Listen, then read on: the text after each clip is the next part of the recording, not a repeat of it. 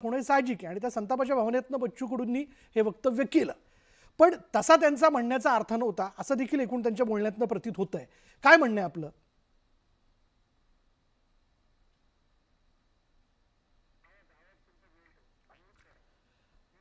Doctor Anil Bonde, आपला आवाज mute झालेला आहे, अनम्यूट करा.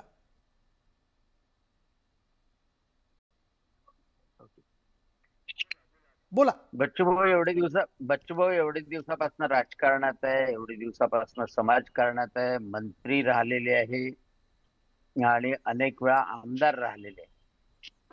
संतापाच्या भरात काय बोलायचं हे आता नक्कीच ठरवलं पाहिजे.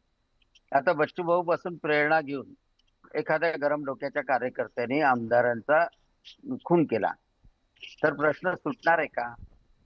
मग नक्षलवादी काय करत होते? मग नक्षलवाद्यांचं तेच म्हणणं होतं ना. आणि त्याच्यामुळं आग्रह असणं, आंदोलन असणं बिलकुल मान्यच आहे. आणि शेतकऱ्यांनी आत्महत्या करू नये हे सांगणं सुद्धा मान्य आहे. बच्चू भाऊनी कापण्याच्या नंतरच जी कृती करायला सांगितली तेही मान्य करू.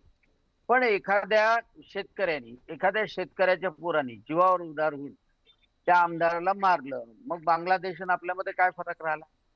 मग नक्षलवादी आणि आपल्यामध्ये काय फरक राहिला? आणि त्याच्यामुळं जबाबदार माणूस आहे. म्हणजे सगळ्यात महत्वाची गोष्ट म्हणजे बच्चू कडू कितीही क्रांतिकारी असतो, दिव्यांगासोबत काम करणारा असतो, परंतु सगळ्यात महत्वाचं की जबाबदार माणूस आहे. आपण जो संदेश देतो आहे अनेकांना, समोरच्यांना, त्यांना तो संदेश त्यांनी जर अंमलात आणला तर काय परिस्थिती होईल बच्चू भाऊ? कारण का त्या आसेगाव सर्कल मध्ये तुम्ही जेव्हा आमदार होते, तुम्ही जेव्हा मंत्री होते, तेव्हा तिथल्या शेतकऱ्यांनी नुकसान भरपाई मिळाली नाही. त्याच्यामुळे तुमच्या घरात, तुमच्या तालुक्यात आंदोलन केलेलं आहे, उपोषण केलेलं आहे. मग त्यांनी ते समजायचं का तुम्ही आमदार असले तुम्हाला कापायला जायचं का? आणि काय आहे, 2-3 गोष्टी. आता तुम्ही म्हटलं की औरंगजेब छत्रपती संभाजी महाराजांच्या मृत्यूसाठी जबाबदार नाही, त्यांचे नातेवाईक जबाबदार. हो, नातेवाईक